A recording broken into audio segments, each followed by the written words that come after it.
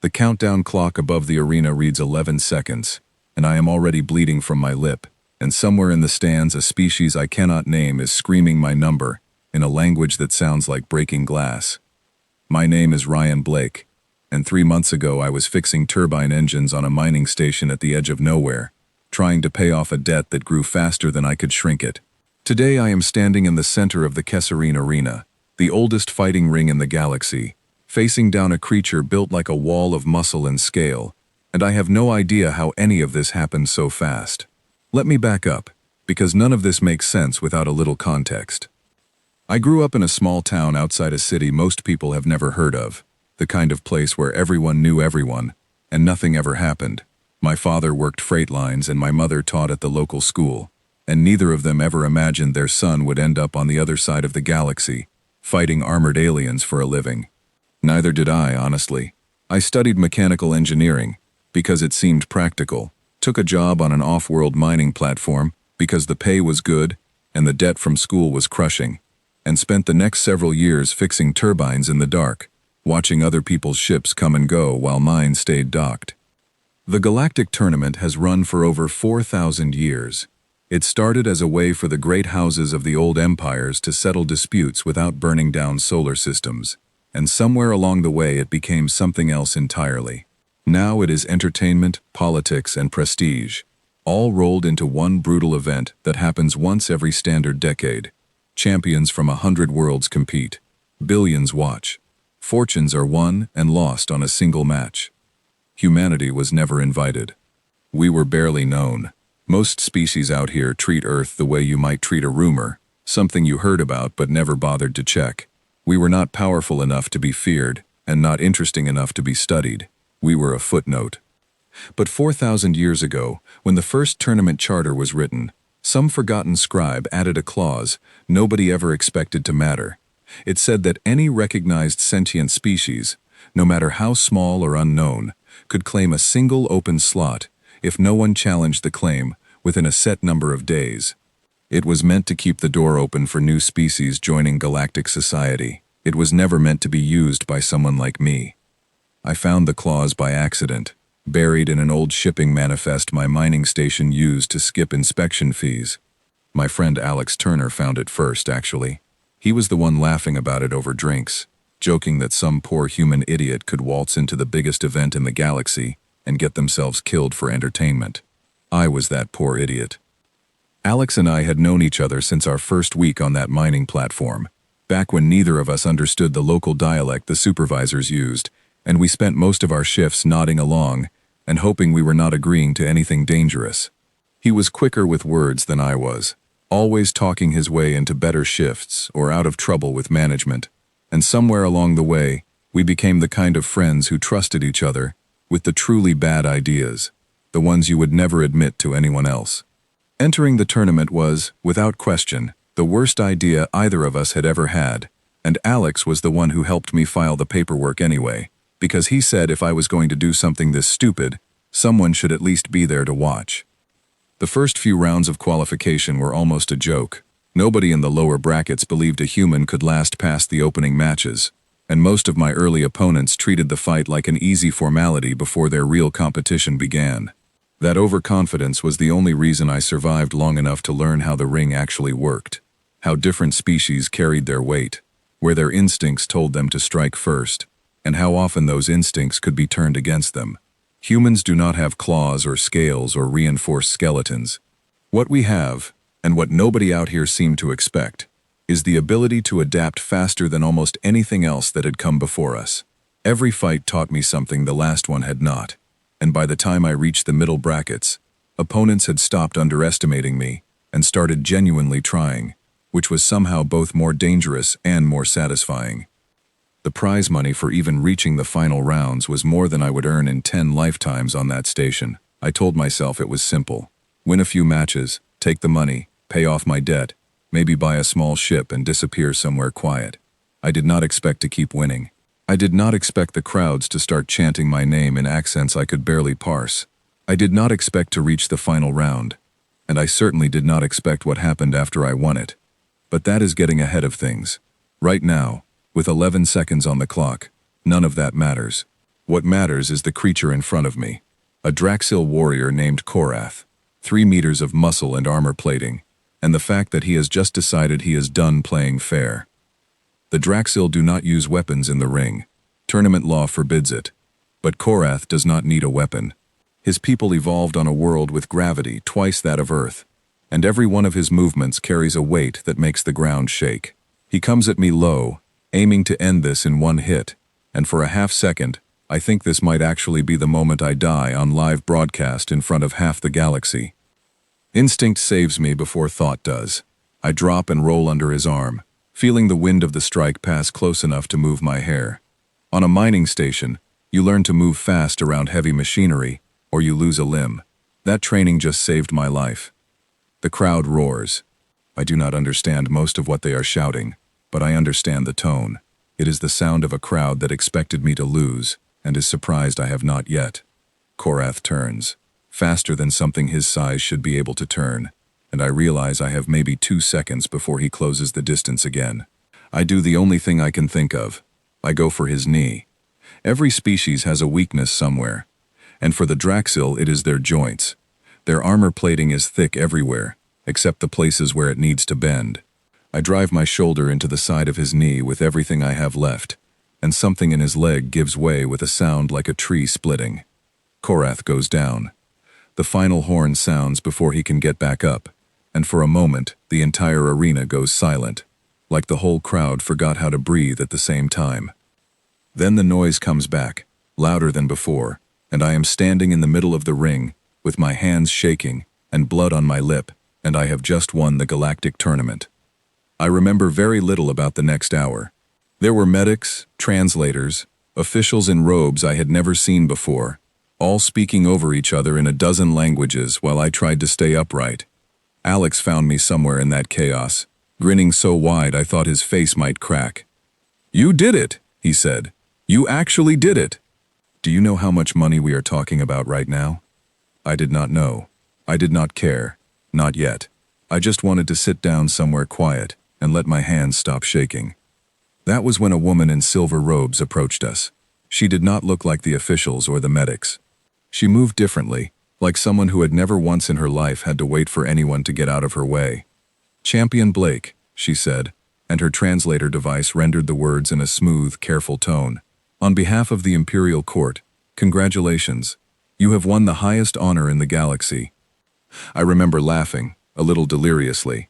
"Thanks," I said. "Where do I collect the winnings?" She smiled in a way that should have warned me. "There will be a formal ceremony," she said. "Please review the terms of victory before the ceremony begins." "It is customary."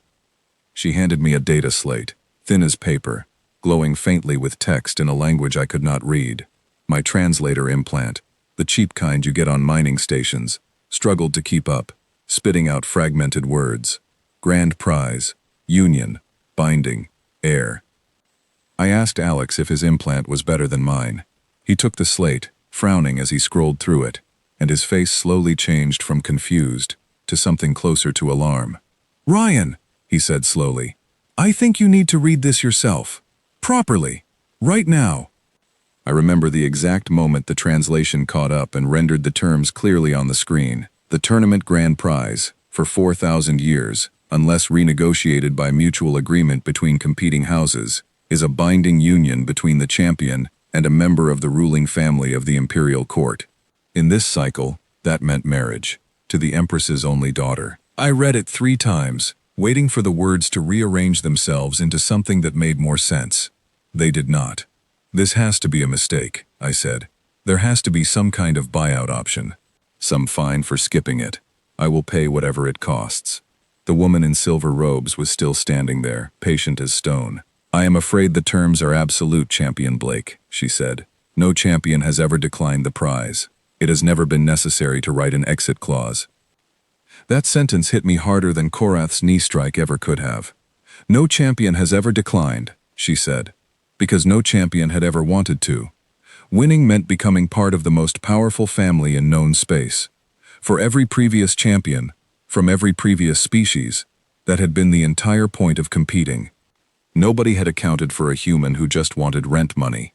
Alex tried to argue on my behalf, pointing out that I had entered under an obscure legal clause meant for underrepresented species, that I had not understood the full terms, that surely there was room for an exception given the unusual circumstances. The woman listened patiently to every word, and then explained, in the calm voice of someone delivering very bad news very gently, that the terms of the tournament predate any individual house's authority to override them. Even the Empress herself could not simply cancel a result once the final match had ended and the winner had been announced to the galaxy. I asked if the Empress's daughter had any say in this. The woman's expression flickered, just slightly. "That," she said, "is a conversation you will need to have with Her Highness directly." The ceremony that followed felt like watching my own life happen to someone else. I stood on a platform above the arena while officials in elaborate robes read a proclamation in a language that sounded ceremonial and ancient, while cameras from 100 worlds broadcast my face to more people than I could imagine. Somewhere out there, my old crew from the mining station were probably watching, wondering what exactly they were looking at. I kept waiting for someone to step in and tell me this was a formality, a symbolic honor rather than a literal one. Nobody did. Instead, I was informed that I would be transported to the Imperial homeworld within the week to begin preparations. Preparations, the officials called it, as though I were a piece of cargo being readied for shipping, rather than a person whose entire life had just been rerouted without his consent. Alex stayed close the whole time, muttering under his breath about lawyers and loopholes, but even he had run out of ideas by the time we were led to the transport ship that would carry us to the Imperial capital. He kept saying things like, "We will figure this out," and "There has to be a way around it," but I could hear the doubt creeping into his voice with every repetition. I remember standing at the viewport of that transport ship as it pulled away from the arena, watching the lights of the tournament grounds shrink behind us. Somewhere down there, 4,000 years of tradition had just closed around me like a trap I never saw. I had come to this galaxy's biggest stage looking for enough money to buy a quiet life, and instead I had won myself into a family I knew nothing about, a title I never asked for, and a marriage to a woman I had never even seen a picture of. The last thing the woman in silver robes told me, before the ship doors sealed, stuck with me the entire journey. She said it quietly, almost like a warning meant only for me. "Congratulations, Champion Blake," she said. "You are about to become part of the most watched family in the galaxy. Try to remember that everyone watching has a reason to want you gone." Alex sat across from me for most of the flight, quiet for once, which somehow worried me more than his usual stream of jokes and complaints. Eventually he broke the silence. "For what it is worth," he said, "I still think we should have read the fine print before you signed anything." I told him that was excellent advice to give 3 months too late, and he laughed despite himself, and for a moment it almost felt like things were normal again. Two guys from a mining station making bad jokes to keep from thinking about how badly things had gone sideways. But the feeling did not last. Every time I closed my eyes, I saw that data slate glowing in my hands, the words binding in air, rearranging themselves into a sentence that had rewritten the entire shape of my future in the space of a single afternoon. I thought about the woman in silver robes and the warning in her voice when she said, "Everyone watching has a reason to want you gone." I did not yet understand what that meant, not really, not the way I would come to understand it in the weeks that followed. At the time I thought she meant jealous rivals, disappointed gamblers, maybe a few sore losers from the bracket I had fought through. I had no idea how much bigger and how much older the danger actually was. I did not sleep during that flight. I sat by the viewport and watched the stars blur past and wondered exactly what kind of nightmare I had just won myself into, and whether there was any version of this story where I walked away from it in one piece. The Imperial capital did not look like a planet when we first approached it. It looked like a wound of light cut into the darkness of space, towers stretching so high they pierced the cloud layer, rings of orbital platforms circling the world like a crown made of steel and glass. I had seen pictures of grand cities before, but nothing prepared me for the scale of a world built entirely around the idea of power. We were met at the landing platform by a small procession of guards in dark armor, their faces hidden behind smooth helmets that reflected the light in ways that made it impossible to guess what species they were underneath. They did not speak to us. They simply gestured for us to follow, and we did, because arguing did not seem like a survivable option. The palace itself was carved from a stone that shimmered faintly, something between marble and metal, and every hallway seemed designed to remind visitors exactly how small they were. Alex kept muttering under his breath about how much this place must have cost, and I kept my mouth shut and my eyes open, trying to memorize every turn in case I ever needed to find my way back out in a hurry. We were brought to a chamber with high windows overlooking a garden of plants I did not recognize, some of them slowly shifting color as though breathing. A woman was waiting there, seated on a chair that was not quite a throne, but was clearly meant to feel like one. Even without an introduction, I knew immediately who she was: the Empress. She was tall, with silver hair pulled back in a style too precise to be casual, and eyes the color of storm clouds that studied me the way a merchant studies goods before deciding on a price. Her robes were simple compared to the guards and officials around her, but there was nothing simple about the way the entire room seemed to arrange itself around her presence. "Champion Blake," she said, her translator device rendering her voice smooth and unhurried. "I understand this situation is unfamiliar to you." Unfamiliar felt like an understatement, but I did not say that. Instead, I said, with more steadiness than I actually felt, that I appreciated the chance to speak with her directly, and that I hoped we could find some kind of arrangement that worked for everyone involved. The Empress's expression did not change, but something in her eyes sharpened, like she had expected exactly that kind of careful diplomatic phrasing, and was quietly pleased I had managed it. "There is no arrangement to be found, Champion Blake," she said. "The terms of the tournament are older than my house, older than most of the great houses currently seated in this court. They exist precisely because they cannot be altered by convenience or personal preference. I did not choose this outcome any more than you did." I asked her, as carefully as I could, whether her daughter had been consulted about any of this. For the first time, something shifted in the Empress's face, something that might have been the faintest trace of tiredness. "My daughter," she said, "has strong opinions about a great many things, including this. You will meet her shortly. I suggest you prepare yourself accordingly." That warning turned out to be entirely justified. Caliph Vareth entered the chamber like a storm arriving early. She was tall, sharp-featured, dressed not in the elaborate robes I expected, but in something closer to practical armor, as though she had been interrupted in the middle of something more important than meeting me. Her eyes found me immediately, and there was no warmth in them at all. "So this is him," she said, not to me, but to her mother, as though I were a piece of furniture recently delivered. "This is the one the entire court has been talking about." I opened my mouth to introduce myself properly, and she cut me off before I managed a single word. "I know your name, Champion Blake," she said. "I know your species. I know you were fixing machinery on some forgotten mining platform 3 months ago, and now apparently you are meant to become my husband, because you won a fighting tournament you did not even understand the rules of. Forgive me if I am not overwhelmed with enthusiasm. I will admit, some part of me had expected the princess of a galactic empire to be gracious, or at least diplomatic, the way her mother was. Caliph was neither. She spoke like someone who had spent her entire life being handled, managed, and negotiated over, and had run out of patience for all three a long time ago. I told her, as evenly as I could manage, that I understood exactly how she felt, because I felt the same way.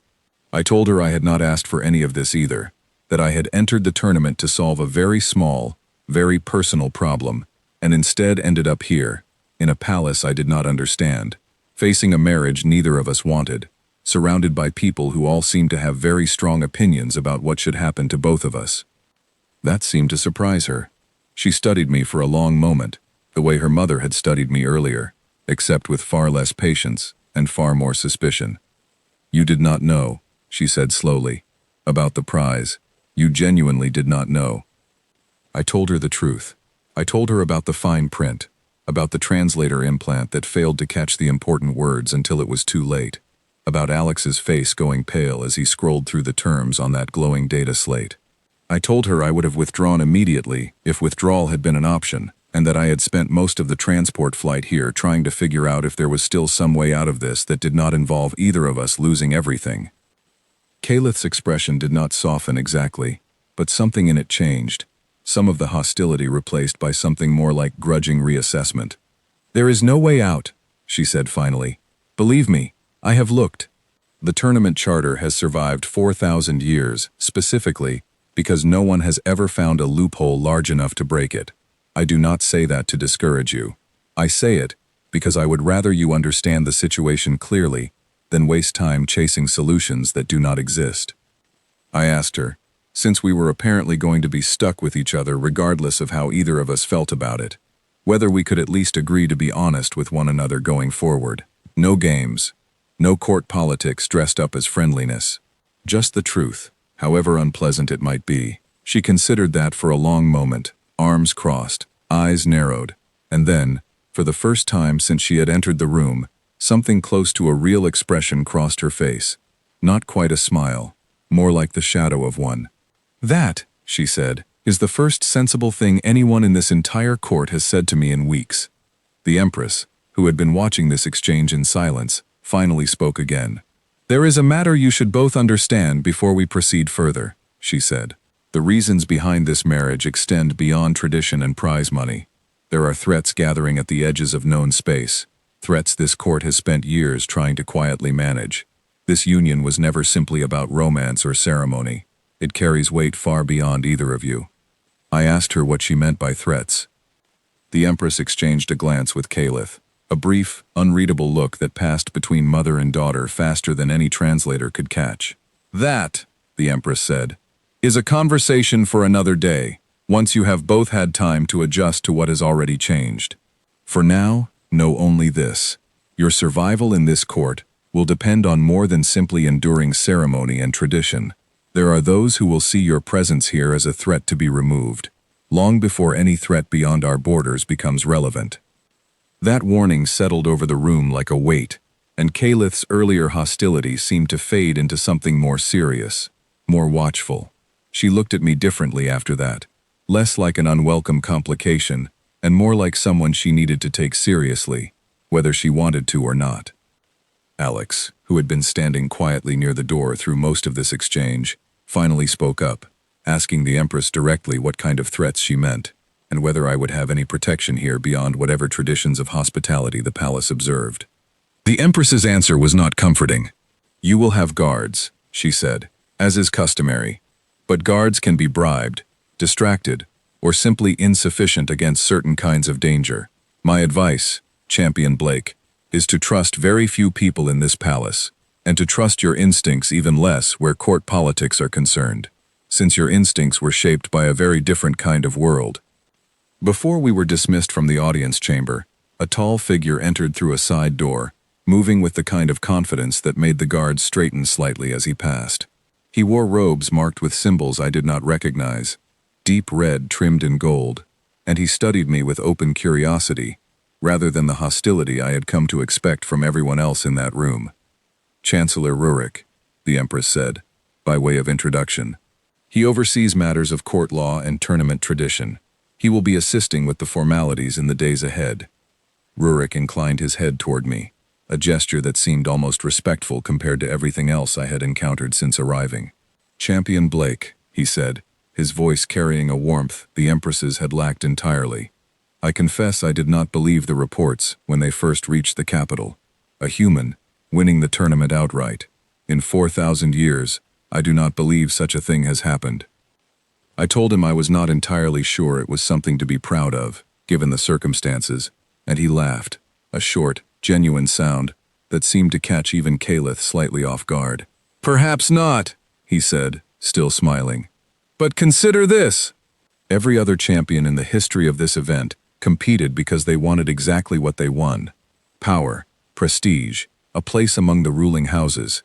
You competed because you needed money to pay off a debt on a mining platform most of this court has never heard of. There is something almost refreshing about that kind of honesty, even if it has landed you in considerable difficulty." I asked him, since he seemed inclined to speak plainly, whether he believed there was any way to challenge or renegotiate the terms of the prize. His expression grew more careful. "The terms are absolute by design," he said. "But absolute does not mean unchangeable, Champion Blake. It means unchangeable by ordinary means. There have been cases, extremely rare, where the full council of great houses has voted to amend tournament law in light of extraordinary circumstances. It would require support I do not currently believe exists. But I would not say the door is entirely sealed, merely very heavy, and guarded by many hands that do not wish to see it opened. Calith's eyes narrowed slightly at that, and I got the sense there was history between her and the Chancellor that neither of them was inclined to explain in front of me just yet. "We can discuss this further once you have settled in," Rurik said, glancing briefly toward the Empress, as though seeking permission before continuing. "For now, I would simply advise patience. Court politics move slowly, even when the stakes are high. Rushing tends to end badly for everyone involved." He excused himself shortly after, leaving behind a strange mixture of hope and caution that I could not quite untangle. Calith noticed my expression and, for the first time since we had met, offered something like an explanation without being asked. "Rurik is one of the few people in this court I trust," she said quietly, once he was gone.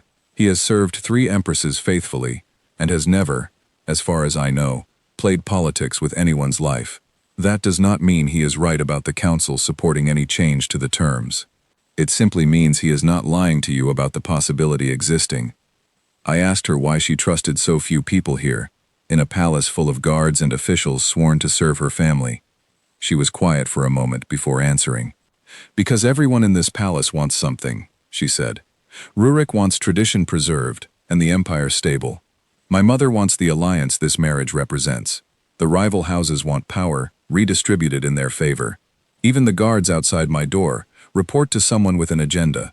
I have spent my entire life learning to recognize what people want from me before they ask for it, because by the time they ask, it is usually too late to protect myself." That admission, quiet and unguarded, told me more about Calith Vareth than anything else she had said since I arrived. Beneath the sharp words and the practiced hostility was someone who had spent her whole life being a prize rather than a person, watched and measured and negotiated over, long before I ever stepped into an arena on the other side of the galaxy.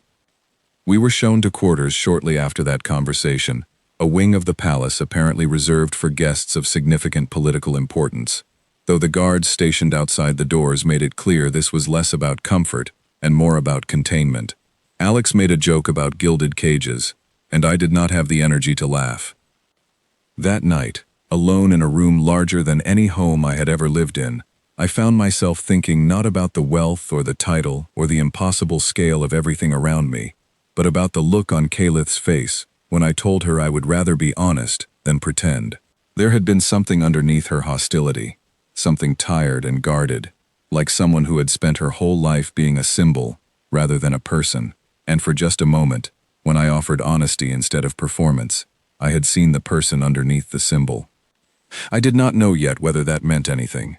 I did not know yet how deep the threats the Empress mentioned actually ran, or how many people in this palace were already planning ways to make sure I never survived long enough to become a problem for them.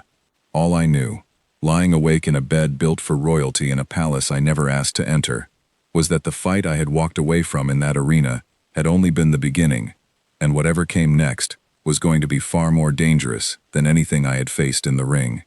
Somewhere beyond those high windows, the capital's lights burned steadily into the night, indifferent to the fact that somewhere inside that glowing city, a mechanic from a forgotten mining platform was trying to figure out how to survive a war he had not even known he was fighting. The scream came from the eastern garden just before dawn, and I was out of bed and moving before I even fully understood why. 3 days had passed since my arrival at the palace. 3 days of formal dinners, endless introductions to nobles whose names I could barely pronounce, and a growing sense that every smile aimed in my direction hid something sharper underneath. I had not yet learned to sleep easily in that place, so when the scream cut through the quiet of the early morning, I was already reaching for the door before the sound had finished echoing down the hallway.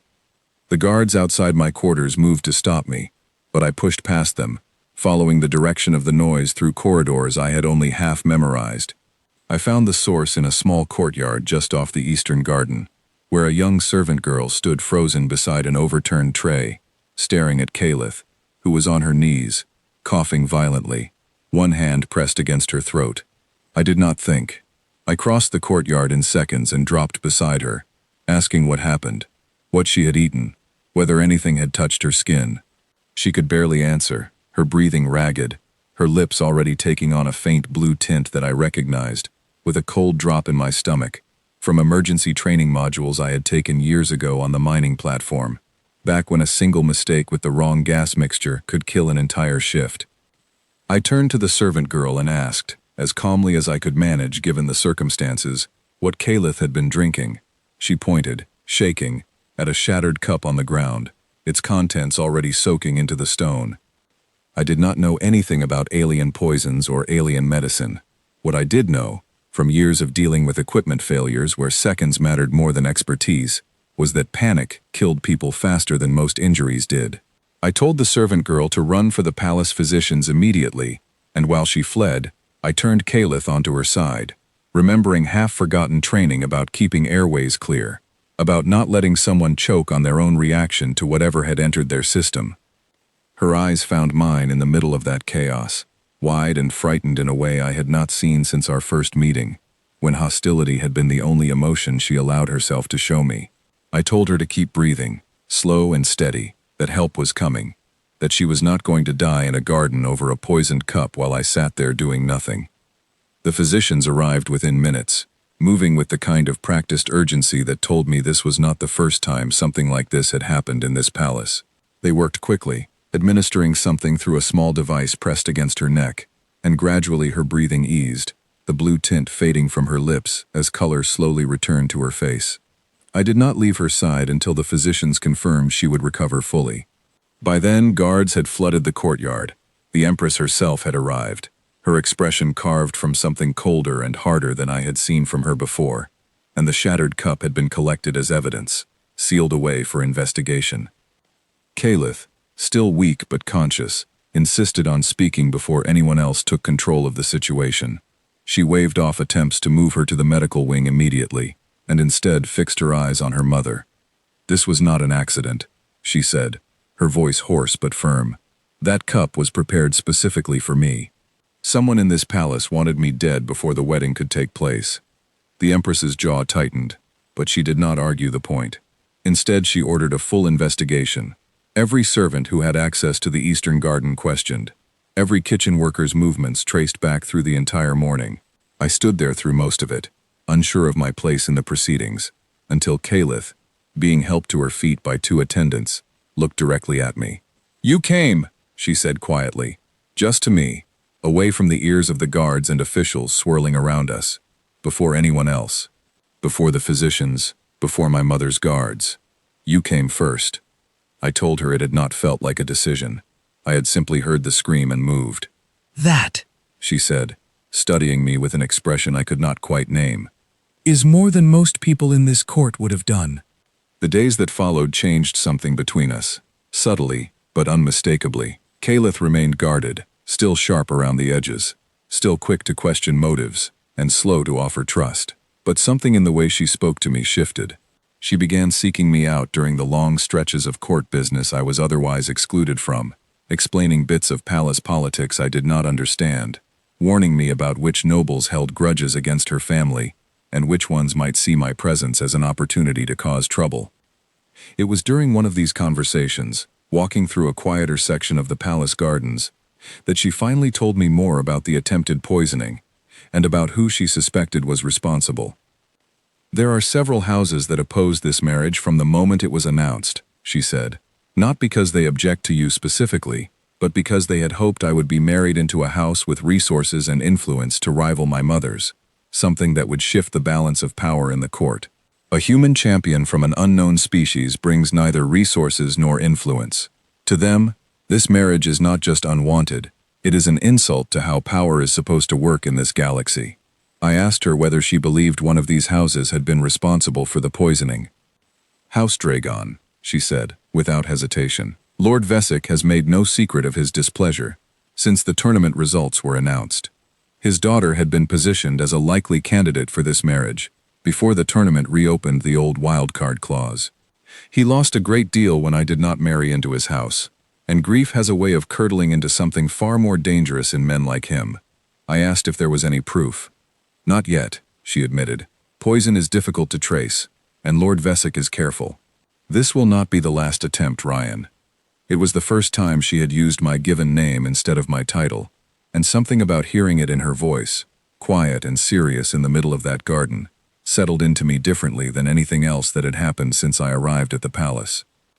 That evening, at a formal court dinner meant to reassure the nobility that the poisoning incident had been handled and the wedding preparations would continue uninterrupted, I met Lord Vesic for the first time.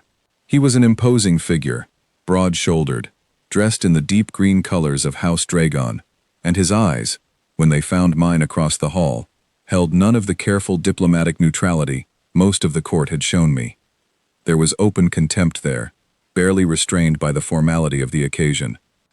He approached me during a lull in the evening's proceedings, flanked by two attendants who watched me with the same cold assessment as their lord.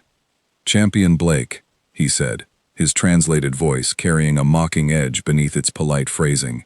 "Quite the honor you have won yourself. Tell me, do they still fight with sticks and stones where you come from, or has your species finally discovered proper technology?" I told him, evenly, that where I came from, we had learned a long time ago that underestimating an opponent tended to be a fatal mistake, and that I hoped he would not make the same one. Something flickered across his expression, brief but unmistakable, a mixture of surprise and irritation that I had not simply absorbed the insult quietly, the way he clearly expected. He studied me for a long moment, and then offered a thin, humorless smile. "We shall see how long your species' luck holds," he said, before turning and walking away without waiting for a response.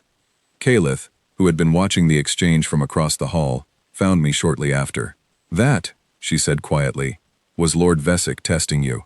He wanted to see whether you would embarrass yourself, or worse, embarrass this court, in front of witnesses who could report back to him."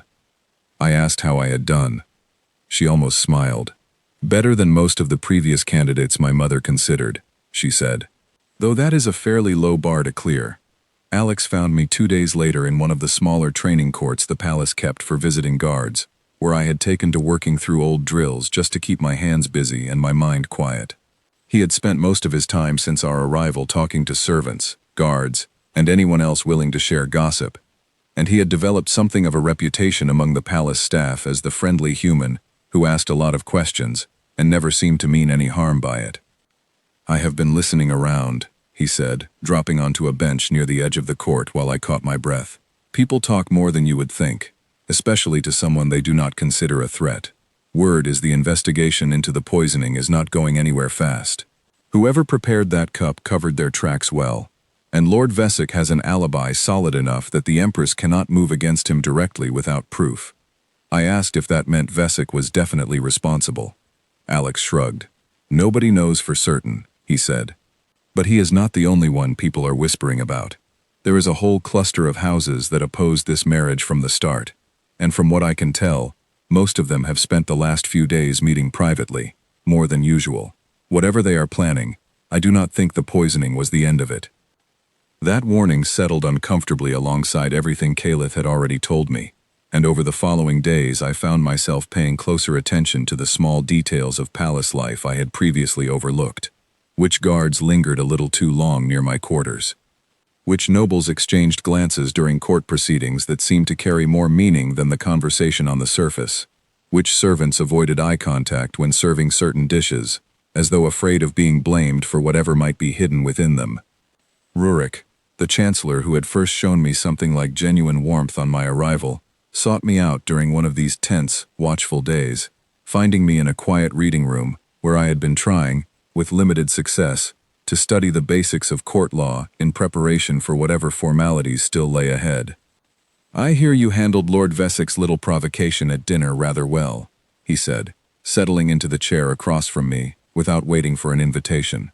"Restraint is not a quality most champions bring with them into this court. Most previous winners of the tournament were warriors first, and diplomats never. You may prove to be something different." I told him I did not feel particularly diplomatic. I felt mostly like someone trying not to drown. Rurik smiled at that, a genuine tired expression. "That," he said, "is often what good diplomacy actually feels like from the inside. Panic hidden well enough that others mistake it for composure." I asked him directly whether he believed Vesic was behind the poisoning attempt. His expression grew more careful, more measured, the way it had during our first conversation when I had asked about renegotiating the tournament's terms. "I believe," he said slowly, "that Lord Vesic has both motive and the resources to arrange such a thing, whether he did so personally, or whether one of his allies acted without his direct knowledge. I cannot yet say with certainty. Court investigations move carefully, Champion Blake, sometimes too carefully for the safety of those they are meant to protect." That was as close to an admission of the investigation's limitations as I had heard from anyone in an official capacity, and it did little to ease the growing unease that had settled over me since the attack. I asked him what he thought I should do, given that official channels seemed unlikely to produce answers quickly enough to prevent whatever came next. Rurik considered the question for a long moment before answering. "Trust the princess's instincts," he said finally. "She has survived every plot woven against her family since she was old enough to understand what a plot was. She sees patterns in this court that even I sometimes miss. If you wish to protect her, and yourself, listening closely to what she tells you will serve you better than any guard detail the palace can provide." That advice proved accurate sooner than I expected. Calith found me again the following evening, her expression tighter than usual, and told me that one of her personal attendants, a young woman who had served her since childhood, had come forward quietly with information. Two of the noble houses that opposed the marriage, Dragon among them, had been overheard discussing something beyond simple political maneuvering. Something involving my presence in the palace being made to look like an accident, a training injury during preparations for the wedding trials, rather than an obvious attack that might draw suspicion back to them. I asked her what she wanted to do with that information. "Watch," she said. "Wait. Let them believe their planning remains secret while we prepare for whatever they intend. If we move against them without proof, we hand them a grievance to use against my mother's authority. If we simply wait for them to act, we risk losing the element of surprise entirely. What I need from you, Ryan, is trust. Trust that I understand these games better than you do, and patience while I work out how to turn their plan against them, rather than simply reacting to it." I told her she had both, without hesitation, and something in her posture eased slightly at that answer, as though she had expected more resistance, more insistence on handling the danger my own way, rather than deferring to her judgment. Despite the danger simmering beneath the surface of every conversation, despite the poisoning attempt still under investigation, and the open hostility from houses like Vesic's, something had shifted in the days since that scream had pulled me out of bed and into the eastern garden. Calith no longer looked at me like an unwelcome complication forced upon her by ancient tradition. She looked at me, more and more often, like someone she was beginning, cautiously, to consider an ally. I did not know yet whether that shift would be enough to protect either of us from what was coming. I did not know how many houses like Vesic's were quietly plotting against this marriage, or how far they were willing to go to prevent it from ever reaching completion. All I knew was that the fight I had walked into was no longer just about surviving court politics or navigating unfamiliar customs. It was about protecting someone who, despite every reason to keep me at a distance, had started, slowly and carefully, to let me a little closer.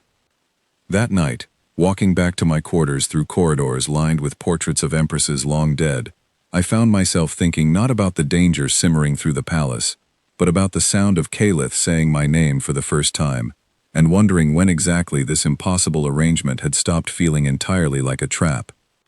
The Empress summoned me alone 3 weeks after the poisoning attempt. No guards, no attendants, no Calith at my side to translate the unspoken rules of court behavior I still had not fully mastered. Just the two of us, in a private chamber I had never seen before, its walls lined with star charts that glowed faintly in the dim light. "Sit," she said, gesturing to a chair across from her own. "What I am about to tell you does not leave this room until I decide otherwise." I sat, unsure whether to feel honored or afraid, and settled quickly on afraid, given everything that had happened since my arrival. The Empress studied me for a long moment before speaking again, her sharp eyes seeming to weigh not just my words but everything about me, my posture, my breathing, the way my hands rested on my knees. "You believe," she said finally, "that this marriage exists purely because of an accident of tournament law." a loophole neither of us intended to trigger. I would like you to understand that while the loophole was indeed an accident, the outcome has become something far more deliberate. I asked her what she meant. "For the past several years," she said, This court has been quietly tracking movements at the edge of known space. A force we do not fully understand, one that predates most of the current great houses, has been growing more active. Scattered attacks on outer colonies, vanished patrol ships, communications intercepted and never fully decoded. We call them, for lack of a better term, the Old Enemy, though even that name is borrowed from records so ancient, most scholars consider them myth rather than history. She rose from her seat and moved toward one of the glowing star charts, tracing a finger along a cluster of systems near the galaxy's edge. Every species this court has ever encountered has a recorded history, she continued. Their wars, their strategies, their strengths and weaknesses, catalogued over centuries of observation. Every species except yours. Humanity appeared in our records only recently, and even now, our information remains frustratingly incomplete. I told her I did not understand what any of this had to do with a wedding. She turned back to face me, her expression unreadable.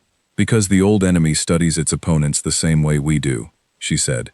It calculates risk based on known patterns, known histories, known limitations. A species with no recorded history is a variable it cannot calculate. An unpredictable factor introduces hesitation, even in an enemy with vastly superior numbers. Your marriage into this family, Champion Blake, ties an unknown, unpredictable species directly to the ruling house of the most powerful empire in known space. It sends a message, whether either of us intended it or not. I sat with that for a long moment, trying to process the shift from thinking of myself as an accidental prize winner to understanding I had somehow become a strategic signal in a conflict I knew nothing about. You are telling me, I said slowly, that you want this marriage to happen not just for tradition, but because you think it will scare off an enemy you cannot even properly identify. Scare is not quite the right word, she said. Hesitation, perhaps. Uncertainty. In warfare between civilizations old enough to have studied each other for millennia, uncertainty is often more valuable than strength. This is not the only reason I allow this marriage to proceed, Champion Blake. But it is a significant one, and I felt you deserve to understand the full weight of what you have found yourself part of, rather than continuing to believe this was simply an unfortunate accident of paperwork. I asked her whether Calith knew the full extent of this reasoning. She knows more than most, the Empress said. Though I suspect she has not shared all of it with you, not out of deception, but because my daughter has spent her entire life being used as a piece in games far larger than herself, and she has grown protective of the few things in her life that still feel like they belong to her, rather than to the Empire. Before I left that private chamber, I asked the Empress one more question, the one that had been sitting heaviest in my chest since she first mentioned the Old Enemy. I asked her how close this threat actually was, and whether the palace, whether Calith, whether any of us, were in immediate danger. She considered the question carefully before answering, the way she seemed to consider every question, as though weighing exactly how much truth a person could handle before it became a liability, rather than a comfort. Closer than the public has been told, she admitted. 3 outer colonies have gone silent in the past year alone. Official reports attribute the losses to pirate activity or equipment failure, explanations the public finds easier to accept than the alternative. Privately, my intelligence officers believe otherwise. The patterns of these disappearances do not match pirate behavior.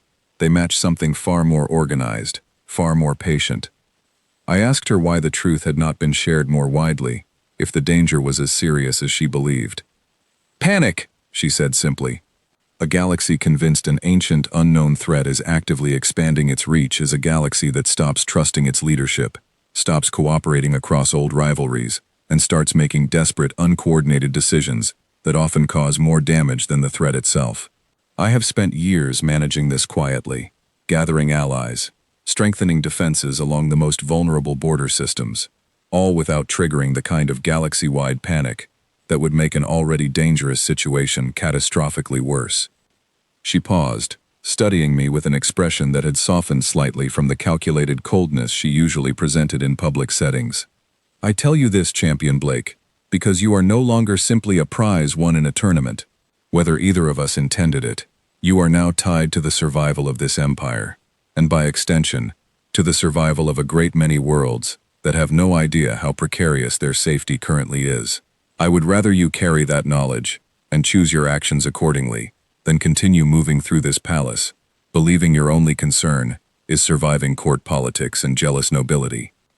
That conversation lingered with me long after I left that private chamber, turning over in my mind through the following days as wedding preparations continued around us with a strange, mechanical normalcy that felt increasingly disconnected from the danger I now understood was gathering somewhere beyond the borders of everything I could see.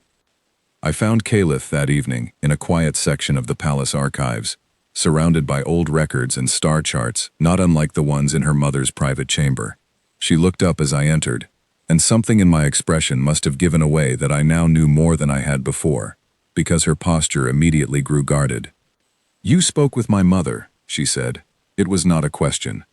I told her everything the Empress had explained, watching her expression carefully as I spoke. And when I finished, she set down the record she had been holding and let out a long, tired breath. "I did not tell you because I did not want you to feel like a tool," she said quietly, "like a piece of strategy rather than a person. I have spent my entire life being exactly that, a symbol, a signal, a piece to be moved across a board by people who never bothered to ask what I actually wanted. I did not want the same thing to happen to you, even though I know, logically, it already has."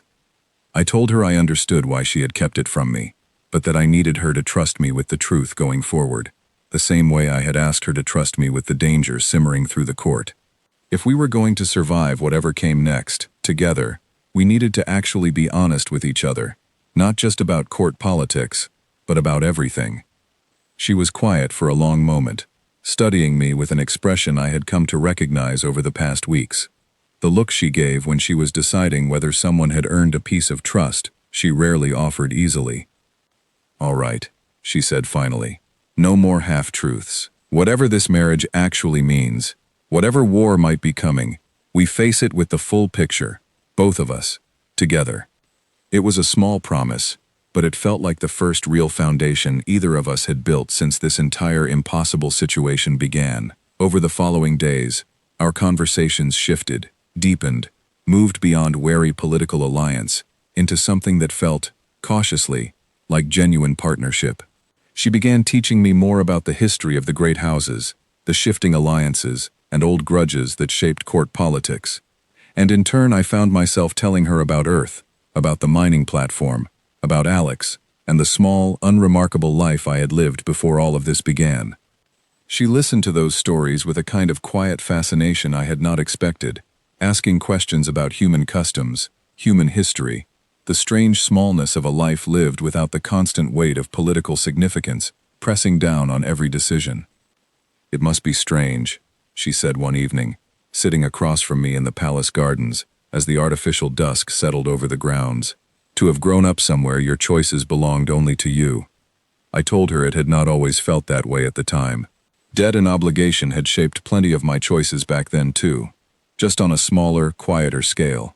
But compared to what she had grown up with, I admitted, it probably had been a kind of freedom I had not fully appreciated until I lost it.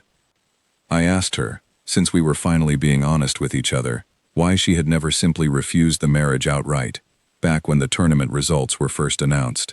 "Surely," I said, "a princess of her standing had some means of resisting an outcome she found so distasteful at the time." She was quiet for a while, watching the artificial dusk deepen over the garden before answering. "I considered it," she admitted, briefly, in the first hours after the announcement. But refusing would have meant challenging the tournament charter directly, publicly, in front of every great house watching. It would have destabilized my mother's authority at the exact moment she needed unity most, given everything happening at the border. I have spent my whole life weighing my own preferences against the stability of this empire, and I have never once let my own preferences win that argument. This time was no different, at least not at first. I asked what had changed. She looked at me then, something quieter and more open in her expression than I had seen from her before. "You did," she said simply. "I expected another warrior chasing power, or worse, someone too overwhelmed by this court to be any use to me at all. Instead, I found someone who kept choosing honesty, even when it cost him something, who ran toward danger without waiting to be asked, who treated a princess exactly the same as anyone else he had just met." That was not what I expected to change my mind. But it did. She reached out then, briefly, and rested her hand over mine on the stone bench between us, a small gesture that carried more weight than any of the formal ceremonies the court had organized around our approaching marriage. "Whatever this becomes," she said quietly, "I would rather face it with someone honest than with someone simply willing to perform the role expected of them. You have been honest with me since the moment we met, even when honesty cost you nothing but discomfort. That matters more than you seem to realize." I did not have a clever response to that. I simply sat there, in a garden on a planet impossibly far from anywhere I had once called home, beside a woman I had known for barely a month and yet somehow trusted more than I had trusted anyone in years, and let the silence between us settle into something that felt, for the first time since I had won that tournament, less like a trap, and more like the beginning of something worth protecting. Alex noticed the change in me before I fully understood it myself. He found me late one night in the small training court where I had taken to burning off restless energy, and watched silently for a while before finally speaking. "You have got that look," he said, leaning against the wall with his arms crossed. I asked him what look he meant. "The look of someone who stopped treating this whole situation like a disaster to survive, and started treating it like a life to actually live," he said. "I have known you a long time, Ryan. I have not seen that look on you since before the debt started piling up back home." I told him about the conversation with the Empress, about the old enemy, and the silent colonies, and the strategic weight now resting on a marriage neither of us had originally wanted. I told him about Kalith too, about the shift in how she looked at me, about the quiet honesty that had started building something neither of us had expected to find in the middle of all this danger. Alex listened without interrupting, which was unusual enough for him that I knew he was taking it seriously. When I finished, he was quiet for a long moment before responding. "For what it is worth," he said finally, "I think you found something real, in the middle of something completely insane. That does not happen often. Most people spend their whole lives chasing something that feels that solid, and never find it, insane circumstances or not." I asked him if he regretted finding that fine print in the shipping manifest all those months ago, the one that had started this entire chain of events. He grinned, some of his usual humor returning to his face. "Ask me again after we survive whatever ancient enemy is apparently lurking at the edge of the galaxy," he said. "Right now, I am reserving judgment." We both laughed at that, quietly, in the empty training court, and for a moment, the weight of everything the Empress had told me felt slightly more bearable, shared between two people who had started this journey together, on a forgotten mining platform, and now found themselves standing at the edge of something far larger than either of us had ever imagined. Somewhere beyond the palace walls, beyond the borders of the empire itself, an old and patient enemy continued gathering its strength, unaware that the unpredictable variable it feared had just found a reason worth fighting for, that had nothing to do with strategy, and everything to do with the woman sitting beside him in the quiet dark. The trial master's voice echoed across the stone courtyard like a verdict already decided. 3 trials, he announced, each older than the empire itself, each designed to test whether a suitor was truly worthy of joining the ruling house. No champion in living memory had completed all 3 without serious injury. Several, according to the older records, had not survived the attempt at all. I stood at the edge of that courtyard, Kalith beside me, Alex a few paces back with an expression somewhere between concern and disbelief, and thought about how strange it was that winning the actual tournament had somehow been the easy part of this entire ordeal. The first trial, the trial master explained, was the trial of endurance, a test that required the suitor to cross the ash fields, a barren stretch of terrain on the palace grounds designed centuries ago to mimic the harshest conditions found across the Empire's many worlds. Extreme heat, thin atmosphere, and terrain that shifted unpredictably underfoot. Most alien physiologies, the trial master noted with something close to pride, were engineered by evolution for a single environment, making the ash fields a brutal equalizer, regardless of a suitor's natural strength. I asked how long the crossing typically took. "Successful attempts," he said, "average between 6 and 8 hours. Champion Blake will have until sundown, roughly 10 hours, though few have ever needed the full allotment." Kalith pulled me aside before the trial began, her expression tighter than I had seen it since the poisoning incident. "This trial was designed for species built for extremes," she said quietly. "Reptilian physiology, suited to heat. Avian builds, suited to thin air. Human bodies were not designed with this specific terrain in mind. I need you to promise me you will not push yourself past the point of collapse, simply to prove a point to this court. I told her I had spent years working in environments that were never designed with comfort in mind, and that endurance was not about being built for the terrain, it was about knowing your limits and pacing yourself against them. It was, I admitted, probably the one trial where my background actually gave me an advantage nobody in this court would expect. She did not look entirely reassured, but she nodded, and something in her eyes told me she was choosing to trust my judgment even against her own worry. The ash fields stretched out before me like a landscape built specifically to break people. Cracked earth radiating heat that shimmered visibly in the air. Jagged outcroppings of stone casting shadows that shifted with the angle of two suns rather than one. I paced myself from the first step, remembering old lessons from the mining platform about conserving energy in hostile environments, about small, steady movements over large, desperate ones, about drinking water before thirst became a problem rather than after. Halfway through the crossing, my legs burning and my throat raw despite careful rationing of the small water supply I carried, I found myself thinking not about the trial itself, but about the conversation Caliph and I had shared in the garden days earlier, about honesty and trust, and the strange, unlikely foundation we had built together. That thought carried me through the worst stretch of terrain, past outcroppings where the ground genuinely shifted beneath my feet, threatening to swallow an unwary step entirely. I crossed the final marker with the sun still high overhead, 4 hours ahead of the typical successful attempt, and collapsed onto the cooler stone beyond the ashfield's border, exhausted but intact. Caliph reached me before the palace physicians did, her relief plain on her face despite the court officials watching nearby.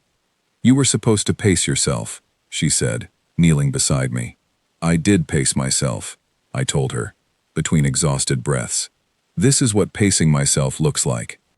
She laughed, a real laugh, unguarded in a way I had rarely seen from her in public, and the sound of it did more to restore my energy than the water the physicians offered moments later. The second trial, the trial of wit, took place 3 days later, once I had recovered enough strength for the physical demands still ahead.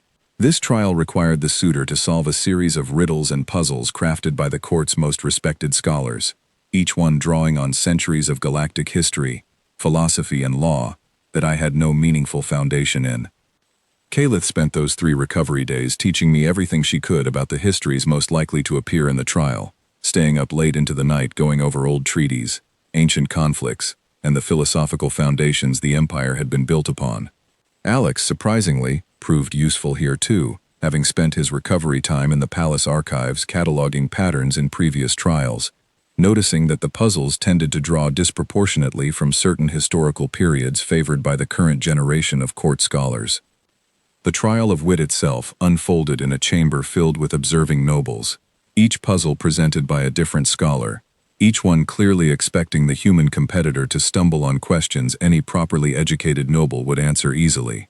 I did stumble, more than once, but where alien competitors before me had reportedly frozen under the pressure of an answer they did not know, I fell back on something I suspected none of them had considered, admitting openly when I did not know something, and reasoning through the problem aloud instead, using logic and pattern recognition rather than memorized history I simply did not possess.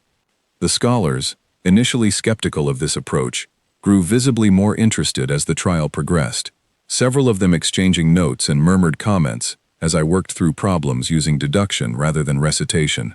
By the trial's end, I had not answered every question with textbook precision, but I had demonstrated something the trial had apparently never tested before: adaptability under genuine uncertainty, rather than simply well-rehearsed knowledge.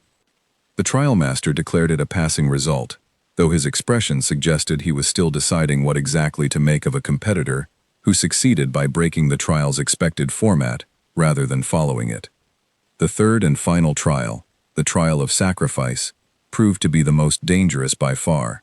It required the suitor to enter a sealed arena, alongside a creature bred specifically for the trial, a massive predator called a Voran, and survive an encounter designed not to be won through combat, but through demonstrating restraint, mercy, and wisdom, rather than simple aggression. Champions who killed the Voron outright, I was told, were disqualified immediately, regardless of survival. The trial existed to test whether a suitor understood that true strength included the wisdom to know when not to use it. This was the trial where House Dragon made its move. I entered the sealed arena at dawn, the Voron already pacing along the far wall, easily 3 times my size, its movements carrying the coiled tension of something that had been deliberately agitated before my arrival. Something was wrong immediately, the creature's aggression far beyond what the trial master's earlier briefings had described as typical. Kalith noticed it too, watching from the observation platform above, and I saw her turn sharply toward one of her attendants, speaking urgently before the trial had even properly begun. Later, I would learn that Lord Vesek's household had bribed one of the trial's handlers to administer a substance meant to heighten the Voron's aggression, well beyond safe parameters, hoping the trial would end not in disqualification, but in tragedy that could be dismissed as an unfortunate accident. I did not know any of this as I faced the creature, only that something in its posture told me the careful restraint the trial was meant to test would be far harder to demonstrate against an animal that seemed genuinely intent on tearing me apart, rather than simply testing my resolve. The Voron charged within seconds, faster than its size suggested it should move, and I threw myself aside, feeling the rush of displaced air as it tore past where I had been standing. I remembered, in that desperate moment, everything I had learned fighting through the tournament brackets, every lesson about reading an opponent's weight, their balance, the moments where overwhelming aggression left an opening precisely because it sacrificed control for speed. I did not fight to win. I fought to survive without ever landing a killing blow, dodging, redirecting the creature's momentum against itself, exhausting its aggression, rather than meeting it head-on. It was Kalith who ultimately changed the outcome, breaking protocol in a way that scandalized the watching nobles. She left the observation platform and entered the arena's control chamber directly, overriding the trial's automated systems to release a calming compound into the enclosure meant for emergency use only, a tool never before used mid-trial in the entire recorded history of the ceremony. The Voron's aggression eased almost immediately, its wild charges slowing into confused, sluggish movements, giving me the opening I needed to retreat safely to the arena's edge, without ever having struck a killing blow. The trial ended not in tragedy, but in an outcome no one in that watching crowd had ever witnessed before. A suitor who survived not through combat, but through restraint, aided by a princess willing to shatter tradition, rather than watch him die for the sake of ceremony. The fallout was immediate.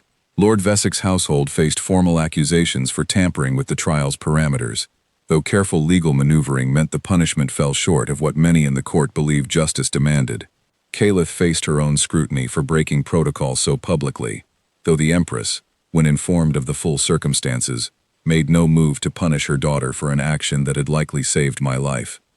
The Empress summoned both of us that evening, and I braced myself for a reprimand, given how dramatically Kalith had broken protocol in front of the entire watching court.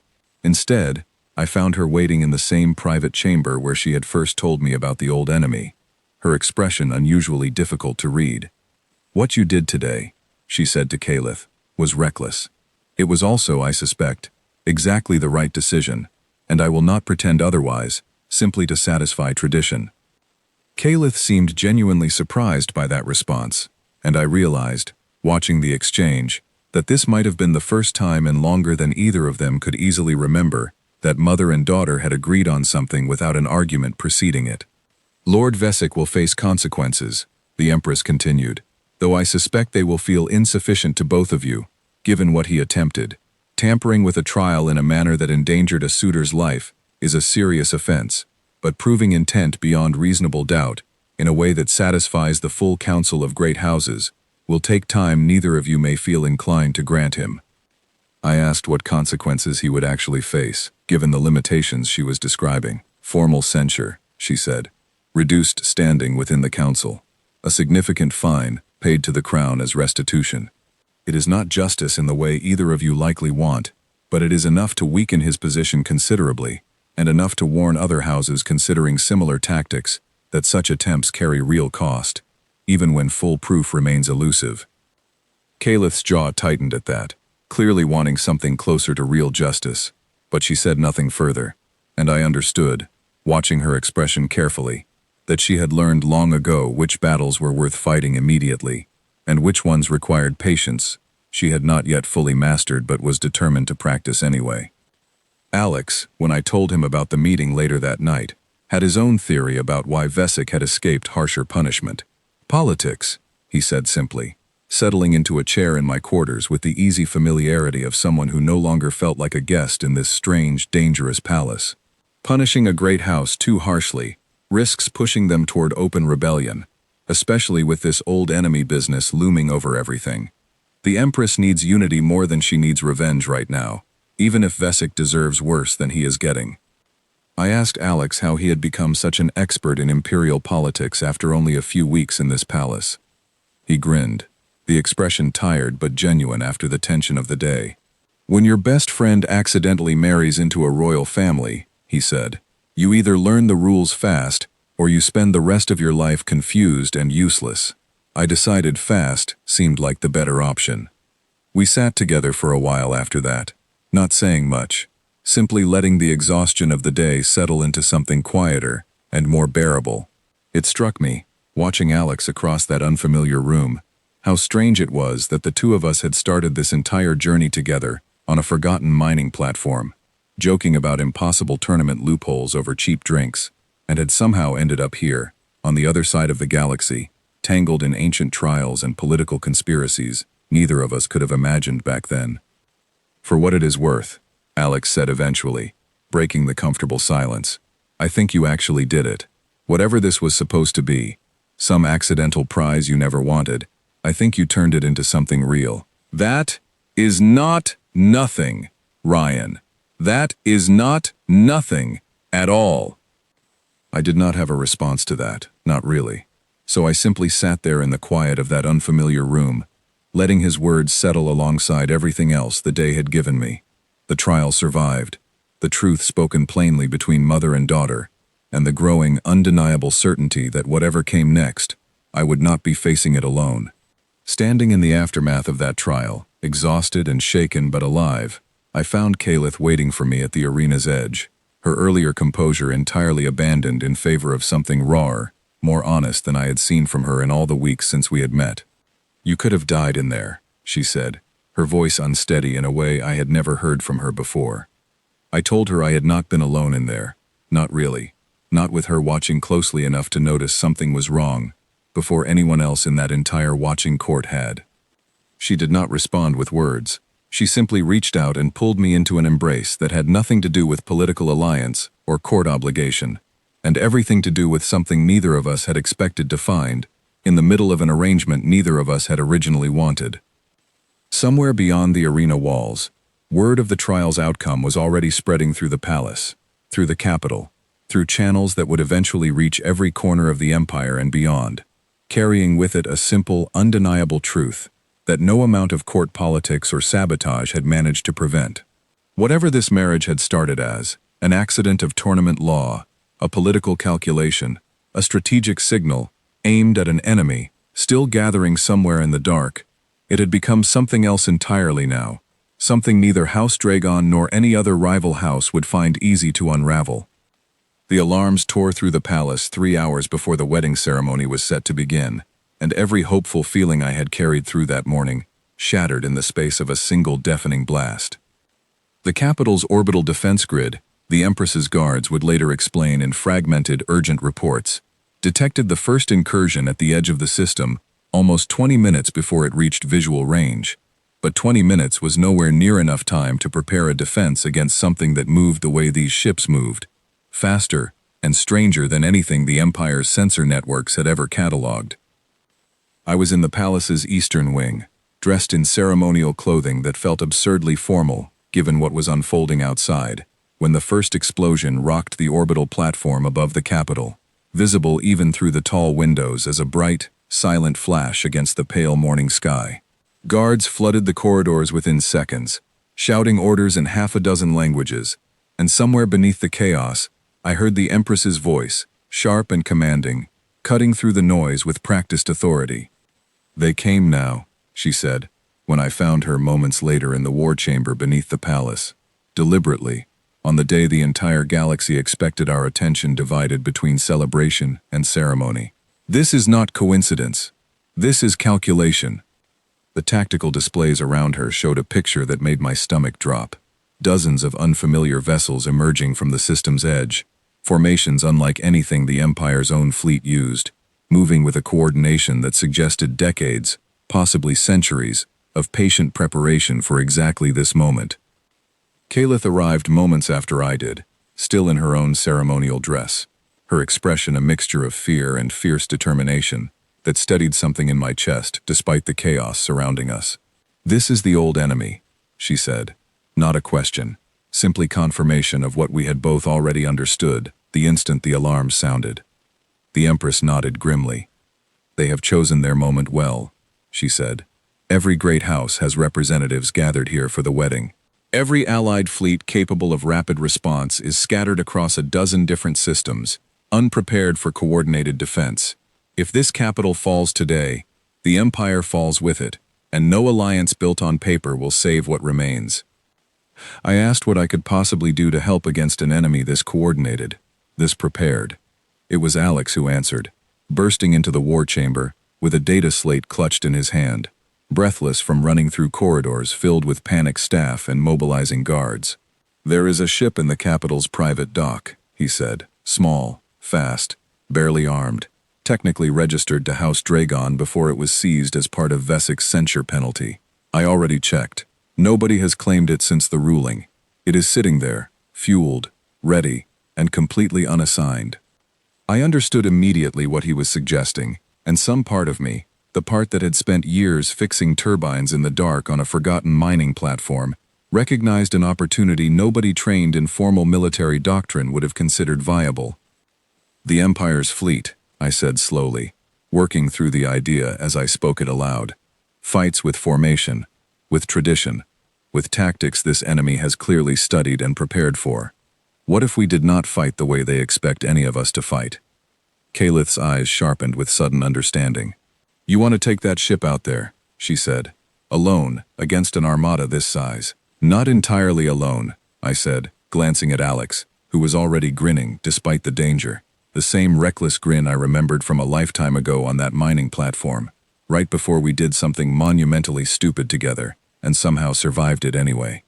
The Empress studied me for a long moment, weighing the wild desperation of the plan against the desperate reality of the situation unfolding above the capital. "A single unarmed vessel will not turn this battle," she said finally. "No," I agreed.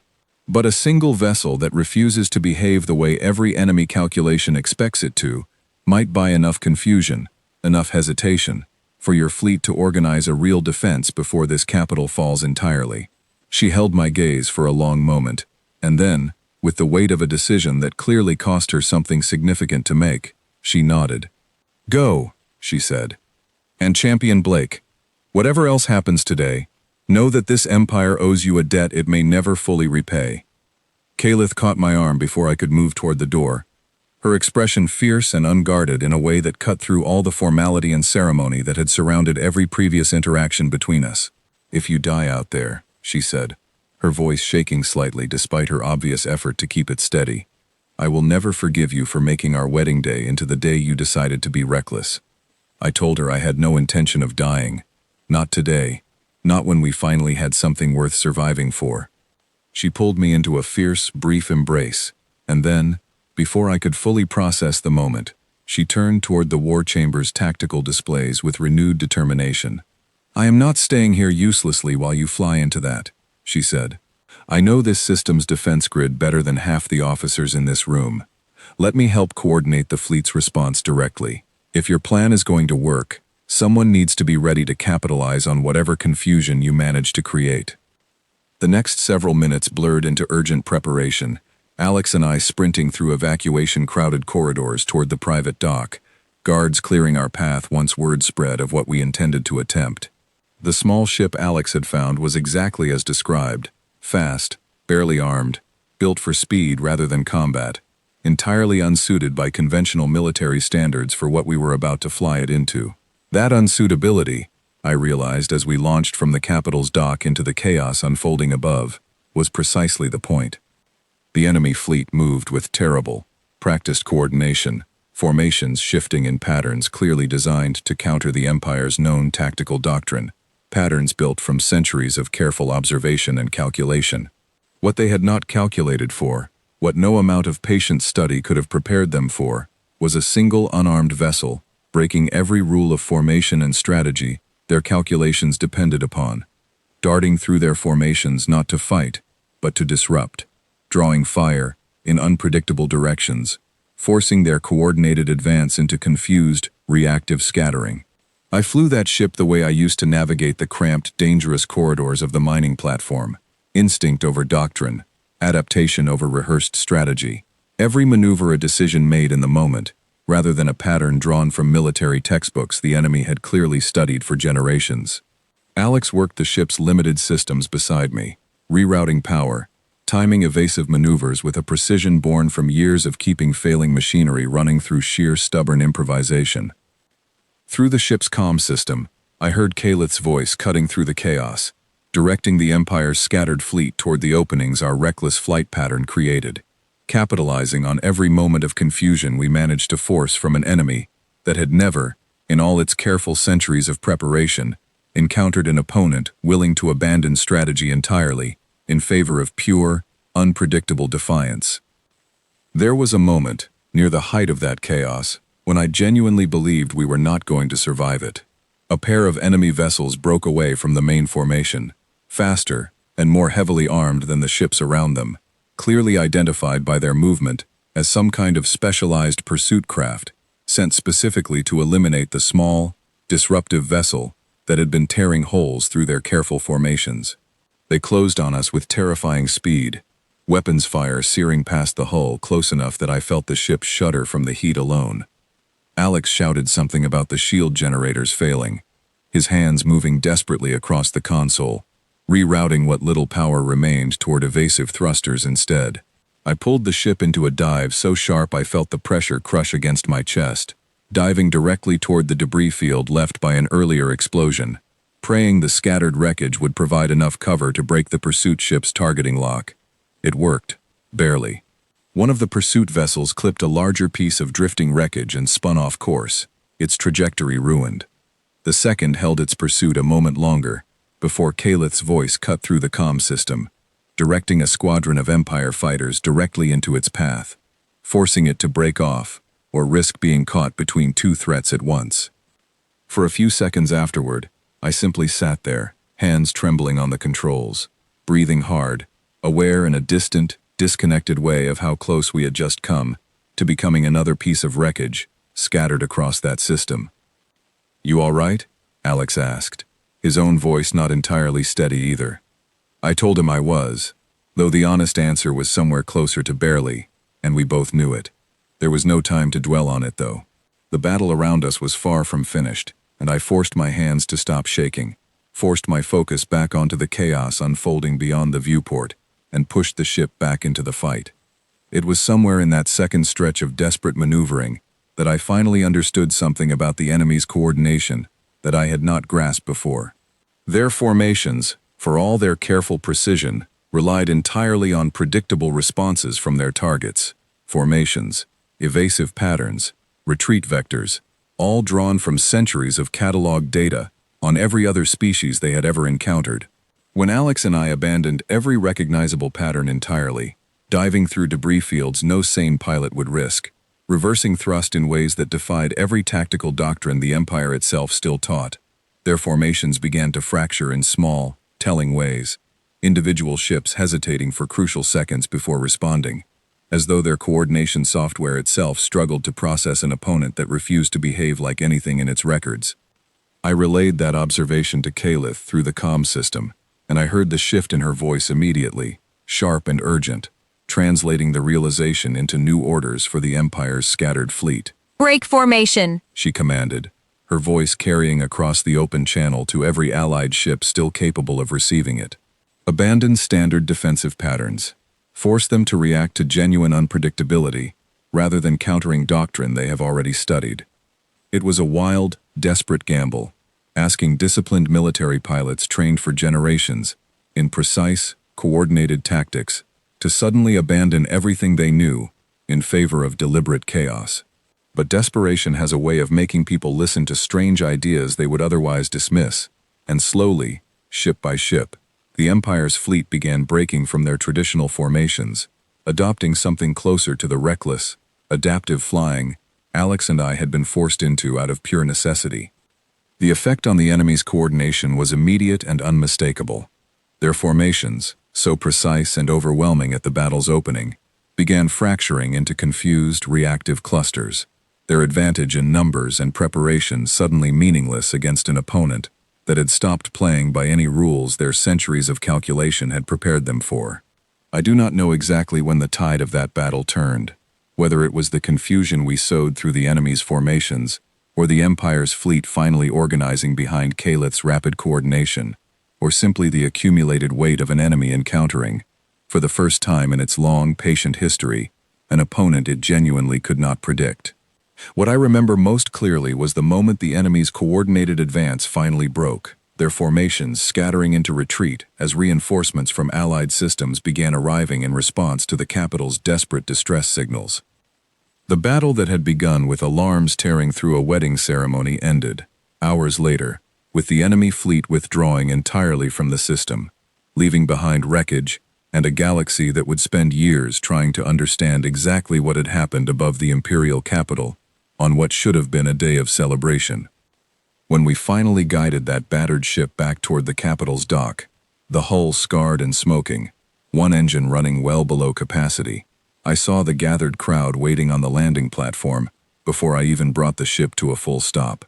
Guards, nobles, palace staff, all of them watching the sky with the particular stillness of people who had spent the last several hours uncertain whether their world would survive the day at all.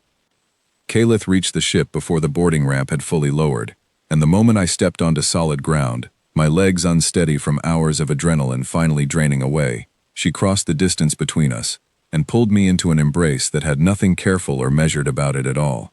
I felt her shaking, and realized after a moment that some of the trembling was my own as well, both of us finally allowing the fear we had been holding back through the entire battle to surface, now that there was finally space to feel it. "I thought I was going to lose you before we even had the chance to actually marry," she said, her voice muffled against my shoulder. I told her that had very much been the plan, actually, marrying her, staying alive long enough to keep that promise, and that I had no intention of letting an ancient enemy's terrible timing get in the way of it. She laughed then, a slightly broken, exhausted sound, and pulled back just far enough to look at me properly, her eyes red-rimmed but fierce. "Then I suppose," she said, "we still have a wedding to finish." Around us, the gathered crowd had begun to understand the battle above the capital had truly ended, that the enemy fleet had genuinely withdrawn, and the tension that had gripped the entire palace since the first alarm sounded finally began to break into something like relief, scattered cheers rising from guards and staff alike, as the reality of survival settled over the capital. Standing there on that landing platform, exhausted and battered but undeniably alive, I understood, finally, exactly what those old records had meant. It was never about strength alone, or weapons, or numbers. It was about a species that had never learned to fight halfway, that threw itself fully into whatever fight it found itself facing, without the patient, calculated hesitation that centuries of tradition had taught older civilizations to rely upon. That refusal to hold back, that willingness to abandon expected strategy entirely in favor of whatever the moment demanded, was exactly the kind of nightmare an enemy built on patient calculation had never learned to counter. The capital's defenses held. The wedding, delayed by hours of desperate battle, would still happen, though under circumstances neither Calith nor I could ever have imagined when we first began planning it. And somewhere among the wreckage scattered across the system, an ancient enemy that had spent centuries calculating the Empire's every weakness had just learned, in the worst possible way, exactly why humanity had earned its place among the galaxy's nightmares. The wedding took place 3 days later, not in the grand ceremonial hall originally planned, still scarred from the chaos of evacuation, but in the palace gardens where Calith and I had shared so many quiet, honest conversations over the preceding weeks. It felt right, somehow, choosing that space over the cold formality of the hall, a small act of defiance, against a tradition that had originally forced us together without either of our consent. The gardens were crowded despite the short notice. Representatives from great houses across the empire gathered alongside common palace staff, guards who had fought in the desperate battle above the capital, standing shoulder to shoulder with nobles who had watched it unfold from the safety of shielded chambers below. The war had changed something in how this court viewed ceremony and status, at least for that one afternoon, and I found myself grateful for it. Alex stood beside me as I waited for Caliph to arrive, dressed in a borrowed formal jacket that clearly did not fit him properly, grinning, despite the exhaustion still lingering in his eyes, from 3 days of minimal sleep, spent helping coordinate recovery efforts across the damaged capital. "Never thought I would see the day," he said quietly, "when the guy who used to complain about turbine maintenance schedules would end up marrying actual royalty after saving an entire empire from an ancient alien threat." I told him I had not exactly planned for any of this either, and he laughed, clapping a hand on my shoulder before falling silent as the garden's gathered crowd shifted, attention turning toward the pathway where Caliph was beginning her approach. She wore something simpler than the elaborate ceremonial dress originally prepared for the interrupted wedding, a deep blue gown that moved easily rather than restricting her, practical in a way that felt entirely fitting for someone who had spent the last several days coordinating fleet defense in the middle of an active battle, rather than simply waiting to be married. She looked, walking toward me through that crowded garden, less like a symbol being presented to a court, and more like herself, fully, for perhaps the first time since I had met her. The ceremony itself passed in something of a blur, formal words spoken in the old ceremonial language, translated softly through my earpiece, promises exchanged that carried weight far beyond the political alliance either of us had originally understood this marriage to represent. When the moment finally came to speak our own words, rather than simply repeating the ancient ceremonial phrasing, Caliph spoke first, her voice steady despite the crowd watching. "I did not choose this marriage," she said, the words carrying clearly across the quiet garden. "Tradition chose it for me, the way tradition has chosen a great many things throughout my life. But somewhere between that first hostile meeting and the battle we barely survived together 3 days ago, I stopped resenting what tradition handed me and started choosing it myself, every single day since. Ryan Blake, I do not marry you today because ancient law demands it. I marry you because I choose to, freely, with a clear understanding of exactly who you are and exactly what that choice means." I had not prepared any formal words of my own, not really, given how quickly the last several days had unfolded. But standing there in that garden, surrounded by a court that had spent weeks doubting whether I belonged among them, I found the words came easily enough anyway. "I came to this galaxy's biggest stage, looking for enough money to buy myself a quiet, uncomplicated life," I said. "I never expected to find something worth fighting for instead. Caliph, you did not just teach me how to survive this court, you taught me why surviving mattered in the first place. I do not know what challenges still wait for us, beyond this garden, beyond this empire's borders. But whatever comes, I would rather face it standing beside you than anywhere else in this galaxy." The formal declaration that followed felt almost secondary to what we had already said, the trial master's voice reciting ancient words that bound us not just to each other, but to the responsibilities and expectations of the ruling house we had both fought so hard to earn a genuine place within. When the ceremony finally concluded, the gathered crowd erupted into applause that felt entirely different from the polite, obligatory response I had expected weeks earlier. Something closer to genuine celebration from a court that had watched us fight for each other, and for all of them, in ways no previous political marriage in the empire's long history had ever demanded. The Empress approached us once the formal ceremony concluded, her expression carrying something I had not seen from her before, a kind of quiet, unguarded pride that felt entirely separate from the calculated political satisfaction she had shown when this marriage was still simply a strategic gambit against an unknown threat. "I confess," she said, addressing both of us together, "that when this marriage began, I viewed it primarily through the lens of strategy and necessity. I am pleased to say I was wrong to expect nothing more from it than that. Whatever the tournament's ancient charter intended when it wrote that impossible prize into law centuries ago, I do not believe it ever anticipated producing something as genuine as what I witnessed in this garden today." "Rurik," standing nearby with the same warm expression he had shown me since our very first meeting, added his own observation once the Empress had moved on to greet other guests. 4,000 years of tournament tradition, he said, and no champion has ever given a speech quite like the one you just delivered, Champion Blake. I suspect the historians will be arguing about how to properly record today's events for generations to come. I asked him, half joking, whether he expected the Council of Great Houses to finally consider amending that impossible prize clause, now that its consequences had played out so publicly. He laughed, the sound warm and genuine. Perhaps, he said, though I confess, having watched everything unfold these past weeks, I find myself less inclined to push for that particular reform than I once was. Sometimes the most rigid, unyielding traditions produce outcomes far better than anything careful, deliberate planning could have arranged. I would not want to be the one responsible for denying some future champion the same unlikely chance you were given, however terrifying it must have felt at the time. I told him terrifying barely began to cover it, and he laughed again, clapping a hand warmly on my shoulder, before excusing himself to greet other arriving guests, leaving me with the strange, settling realization that the very tradition I had once desperately wanted to escape had somehow become something I would not have traded away.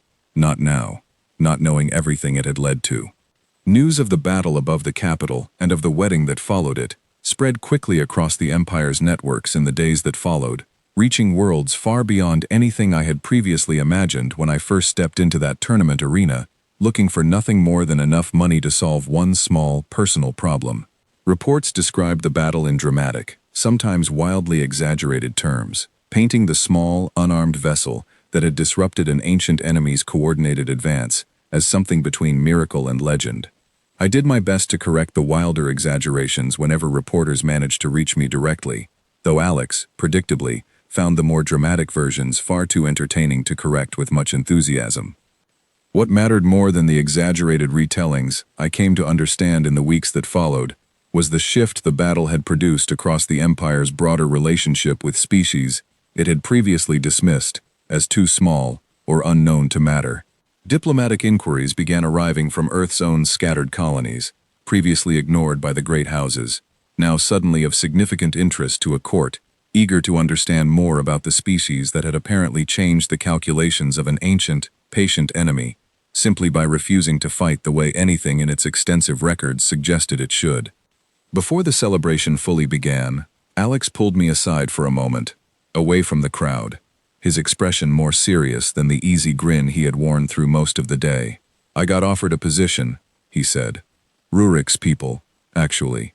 Something in the palace's diplomatic office, helping smooth over relations with newly encountered species, now that this whole business with you has apparently made the Empire far more interested in understanding species it previously ignored. Steady pay. Actual purpose. A far cry from turbine maintenance on a station that barely remembered our names half the time. I asked him if he was going to take it. He looked out over the gathered crowd for a long moment before answering. Yeah, he said finally, I think I am. Someone needs to keep an eye on things down here while you two figure out whatever comes next. And honestly, Ryan, I would rather be part of building something than just watching it happen from the sidelines this time. I told him that sounded like exactly the kind of decision the old Alex, the one who used to laugh about impossible tournament loopholes over cheap drinks, would never have made on his own. Yes, winning an accidental war against an ancient alien threat changes a person, he said, grinning again, some of his usual humor returning. Besides, someone reliable needs to make sure this court does not talk you into anything else insane without at least warning you first. We embraced then, briefly, the kind of gesture that said more than either of us bothered putting into words. Two people who had started this entire impossible journey together, on a forgotten mining platform, now standing on opposite sides of a genuinely new chapter, but no less connected for it. The celebration that followed stretched long into the evening, the gardens filled with music and conversation that felt, for the first time since my arrival at this palace, genuinely joyful, rather than carefully performed for political advantage. I found myself pulled into conversations with nobles who had previously regarded me with open suspicion, guards who wanted to hear first-hand accounts of the battle above the capital, and even a few cautious, tentative approaches from members of House Dragon, clearly testing whether some form of reconciliation might be possible now that the dust of both the battle and the political fallout had begun to settle.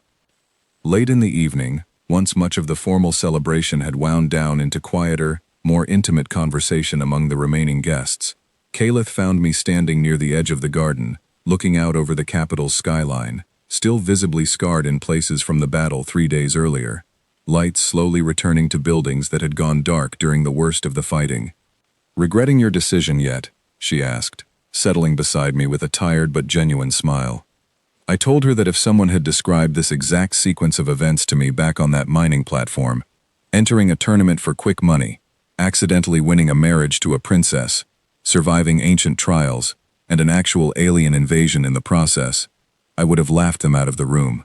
And yet, standing here now, I would not trade a single moment of it, however impossible it had all seemed at the time. She leaned against my shoulder, quiet for a while, watching the same scarred skyline I had been studying. "My mother believes this marriage sent a message to whatever remains of that old enemy fleet," she said eventually, "that humanity's involvement in this empire's affairs has already changed how they calculate their next move. I do not know if that is true, but I know it changed something far more important than strategy." I asked what she meant. "It changed me," she said simply. "It changed what I believed was possible for my own life, beyond duty and obligation, and the endless careful calculation this court has always demanded of me. I do not know what the galaxy's nightmare truly means, not in the way my mother's intelligence reports describe it, but I know that whatever unpredictable, unstoppable thing your species represents to that ancient enemy, I am glad it walked into my life exactly when it did." We stood there together for a long while after that, watching the capital's lights slowly return, listening to the fading sounds of celebration still drifting from other corners of the garden, and I found myself thinking about everything that had led to this exact moment. The shipping manifest Alex had found by accident, the desperate gamble of entering a tournament neither of us fully understood, the impossible prize that had upended my entire life in the space of a single afternoon. None of it had gone the way I originally planned. I had come to this galaxy's biggest stage looking for enough money to disappear quietly into an uncomplicated life, and instead, I had found myself tangled in ancient tradition, court conspiracy, ancient enemies, and a war that had nearly cost me everything before it was over. But standing there in that scarred, beautiful garden, beside a woman who had chosen me freely despite every reason not to, surrounded by an empire, slowly beginning to heal from a battle that had tested everything it believed about strength and strategy, I understood something I had not fully grasped when this entire impossible journey began. The tournament's ancient prize had never really been about wealth, or power, or even survival, however much those things had shaped every step of the journey that led me here. The real prize, the thing worth every impossible trial and every desperate battle along the way, was standing right beside me, watching the same slowly healing skyline, choosing, freely and completely, to build whatever came next together. Somewhere beyond the borders of everything I could see from that garden, an ancient enemy that had spent centuries calculating the galaxy's every weakness was likely still recalculating its plans, forced to account for a variable it had never properly understood until 3 days ago, when a mechanic from a forgotten mining platform and a small crew of scattered, desperate defenders had refused to fight the way anything in its records said they should. Whatever came next, whatever battles still waited somewhere beyond that horizon, I understood now that I would not be facing them as an accidental prize winner trapped by ancient tradition. I would be facing them as exactly what that old, patient enemy feared most: unpredictable, unwilling to fight halfway, and standing beside someone worth every impossible risk still to come.